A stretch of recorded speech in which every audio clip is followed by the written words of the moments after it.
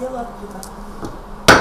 2021 президенттин тапшырмасынын негизинде жаңы баш мыйзамга ылайык сот системасына киргизилген өзгөртүүлөр ачыктык менен жеткиликтүүлүктү камсыздай алды. Себеби бул мамлекеттик кызмат көрсөтүүнүн бир түрү. Сот залдарын аудио-видео жабдуулар менен камсыздоодон тышкары, жарандар менен сот ортосундагы кызматташтыкты жөнөкөйлөтүү максатында электрондук документ жүгүртүү ишке ашты деп эсептейт Бишкек шаардык сотунун судьясы Дамир Молоев.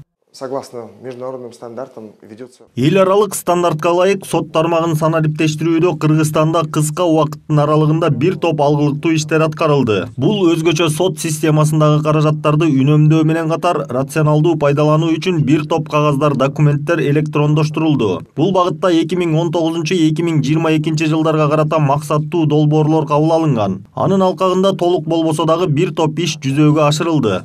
Всех систем, которые могли бы обеспечить. Ал эми Рахат Каримова 2004 жылдан бери сот тармагында эмгектенип келет. Каарман сот тармагындагы өзгөртүүлөрдү, өзгөчө аймактардагы сот системасында жүрүп жаткан реформаларды кубануу менен белгилейт. Анткени Рахат Каримова кесиптик ишмердүүлүгүн Ош облустук сотунан баштаган. Ошол эле учурда кадрларды тандап, азыркы учурда сот системасы 70%га жаш судьялар менен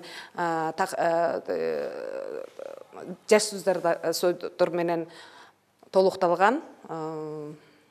Ошон менен биргеликте 2021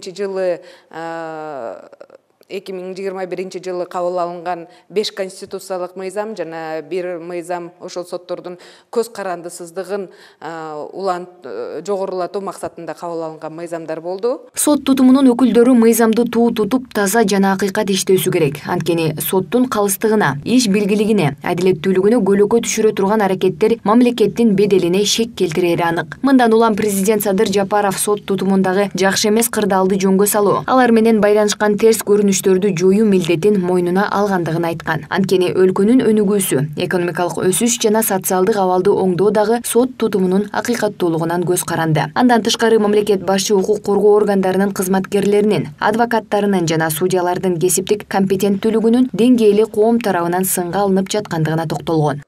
Соттор өз укуктарын мыйзамдуу түрдө коргоого аракет кылган көптөгөн жарандар, ишкерлер юридикалык жактар үчүн ыкчам, калыс жана айрым учурларда адилеттүү боло албай келишет.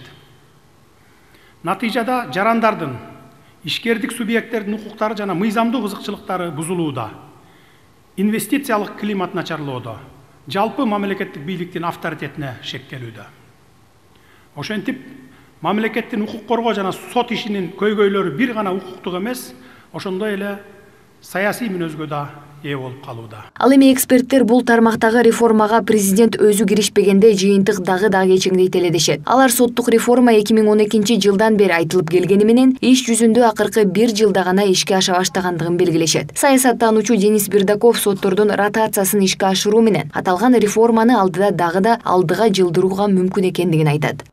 Поэтому судебная реформа пусть тяжело, очень тяжело. Реформа оор, бирок жүрүп жатат. Санариптештирүүнүн жардамы менен орнотулган камералар, соттордун айлык маянасынын көтөрүлүшү. Бул реформанын үзүрү десек болот. Азыр жаран менен соттун ортосунда мурункудай дубал жок. Барып видео, аудио материал гана албастан электрондук документтерди дагы оңой алууга шарт түзүлдү. Бул ишти дагы токтотпош керек. Адистер бул тармактагы реформаны мыйзамдардын үстөмдүгүн орнотууну күчөтүү менен улантуу керек деп эсептешет. Себеби мыйзам иштебесе соттук укуктук адилеттүүлүк тууралуу сөз кылуу болбойт дешет алар. Белгилей кетсек, алдыда сотторду ротациялоо, кызматка тандоонун шарттарын жакшыртуу пландары коюлууда. Айза Камчыбекова, Турар Анарбеков, Пирамида.